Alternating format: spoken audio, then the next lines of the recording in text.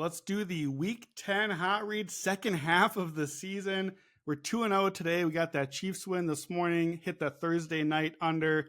Hot read is now 11-5 on the season. And we're going to go back to where we hit last week on the Thursday under to the Steelers.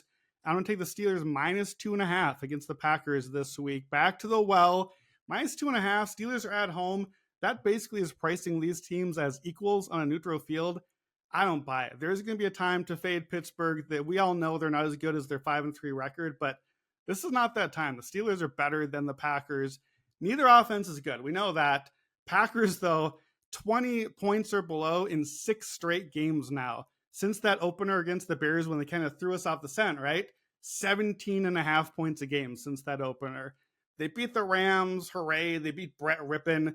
It was 10-3 with 9 minutes left in that game. Like, you're playing a backup quarterback and a bad defense and you have 10 points, doesn't really say a whole lot for the Packers.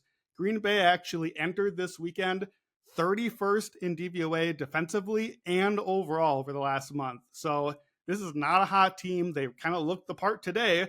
They just happen to play a backup quarterback. Pittsburgh, weirdly enough, though it doesn't feel like it, entered the weekend top 6 offense and defense and overall by DVOA over the last month. I don't understand it either. I don't know what's happening, but we do know one thing. The defense is good, right? We know Pittsburgh's defense is good. That's the one sure thing on the field, especially against Jordan Love on the road. Pittsburgh always plays better at home. The numbers are much better home here. So I like the Steelers. Packers defense is beatable deep. They're rough against wide receiver ones. So I think George Pickens is in for a big day. That's like the one thing the Steelers offense does well. Pittsburgh just the better team. So I would put this easily above the key number. I have it at least at Pittsburgh -4. We're getting a -2.5 here. Grab that before the key number if you can. And another one right on the cusp of a key number. I know it's not going to feel great after we watch today, but give me the Seahawks -5.5 home against the Commanders. Look, you can't overreact, right? You can't overreact to the blowout loss the Seattle had today to Baltimore. We kind of saw it coming. It's a bad matchup, and the Ravens are just really good. The Seahawks are not at that level, but they're still way better than the Commanders. The Commanders, they're 4-5 now. This is a team I want to fade, and this is a great spot for them. They basically played the Patriots even today. They won on late downs, and they kind of survived at the end of the game. It's not that exciting of a result. So neither team really had a great weekend, but don't forget what happened during the week. Washington traded away both of their elite pass rushers, so we know what direction they're heading. Seattle traded for a great pass rusher, Leonard Williams. So this is a team that's going to win in the trenches, I think both ways.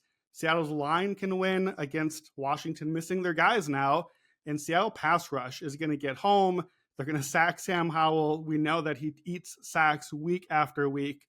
Washington, just not very good. They're bottom 10 offense and defense by DVOA. Seattle is a top 10 team. Well, they were coming to Sunday. They won't be after what Baltimore just did, but they're a good team. They're top half of the league on offense and defense and special teams.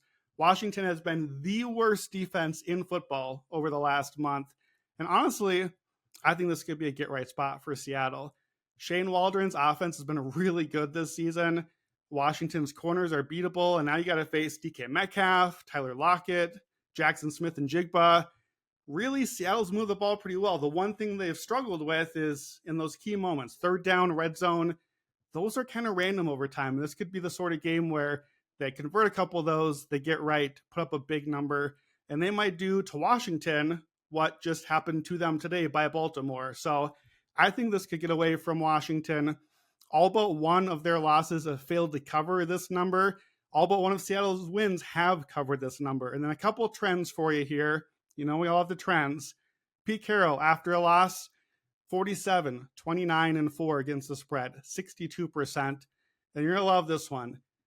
Teams like Seattle that have won at least 60% of their games after a 20-point or more loss, 68% against the spread. And if you narrow that just to week 10 to 15, so who are the teams we know are good?